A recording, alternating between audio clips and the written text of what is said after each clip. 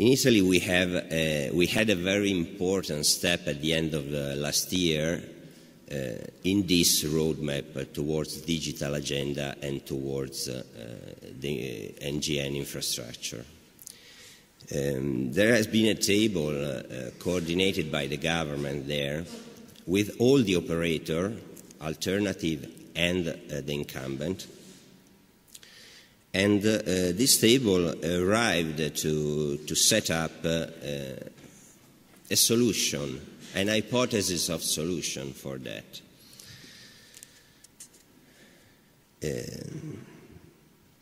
We wanted to build a fiber co, a new co, a participation public and private.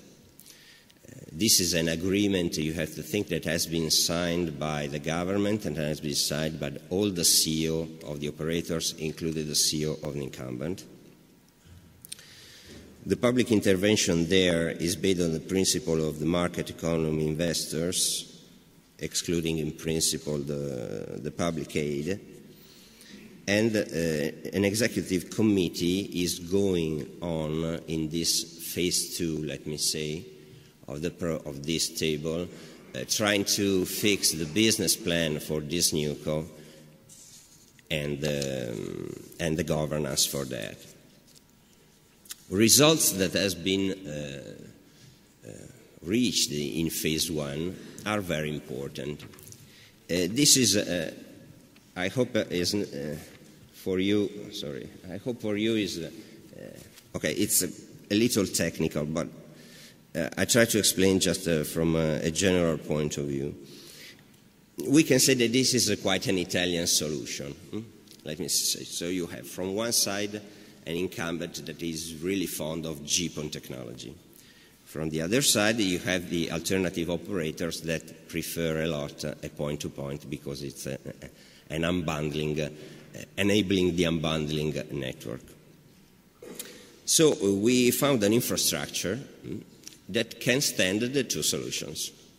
So on this kind of infrastructure, we can have one GPON, if the incumbent wants the GPON, and we have the possibility to have the point-to-point connectivity. At that point, this solution has a share in costs.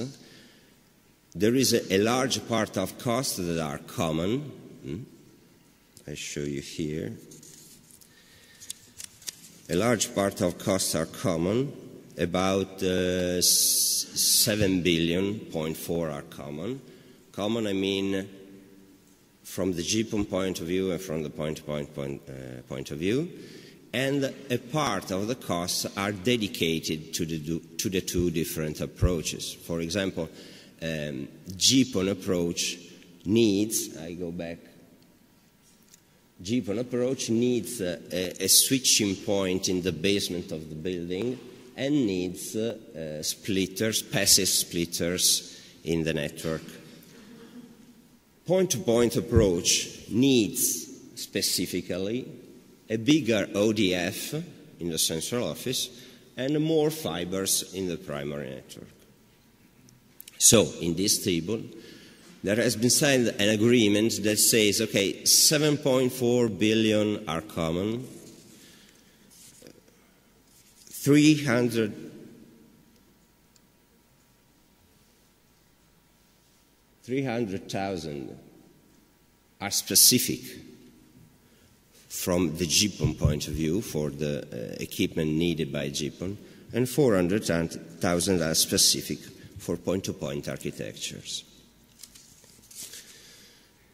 We finished the phase 1 of the table with some open point. One is the footprint, because in the MOU there has been signed that there is a subsidiary approach. I mean, this FiberCo, this public-private company, has to act just where are not present other infrastructures from the operators. One other point is the migration plan. As I said before, this is a very important point because the return of investment depends on how we will be able to speed up the switchover between the two networks. And of course, the overall regulatory framework, because this table has been promoted and coordinated by the government. In the meantime, the authority is trying to set up the rules for NGN.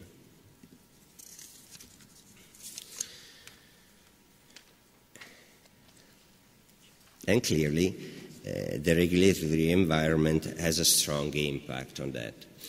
In Italy, we are seeing these three problems from that point of view. One, we have an unjustified high prices on copper network, and this has consequences in this question because we have, from one side, resources that are drained from Altnet because the cost of unbundling is higher. And from the other part, for the SMP operator, there is a lower interest to go towards the NGN. Another problem is the weak implementation of framework, because we have, for example, situations where the test methodology for prices is not sufficient to protect from the margin squeeze. Or, for example, we have processes in the unbundling where we have a high percentage of rejection in the demanding for unbundling. So these are things that can happen, but are things that create problems for the development of the NGN. Other aspects surely are the implementation of remedies not in line with the NGA recommendation. For example, we have not a cost-oriented and effective access to the infrastructure now.